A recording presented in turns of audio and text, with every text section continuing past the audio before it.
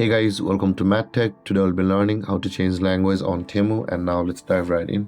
Now to change language on your Temu app, first open up your Temu app, and after opening your Temu app guys, on this interface at the bottom of the screen you can see your bunch of icons or options available for us like home, categories, view and cart.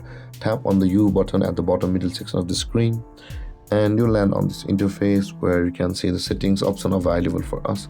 Tap on the settings option at the top right corner of the screen, and when this menu appears guys, you can see the language option available for us, which is the third one just below country and region. Tap on it and you can see all of the languages available on the Temu app over here. Now in order to change the language guys, just tap on the language which you want to choose on your phone on Temu app, and that language will be defaulted on the Temu app and changed instantly. I'll not be tapping it guys because it will be changed instantly, so in your case just tap on it and it will change. And guys, with that being said, this is how you will be able to change language on Temu app.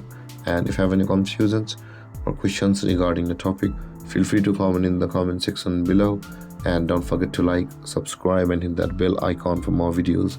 Thank you for watching guys. Peace.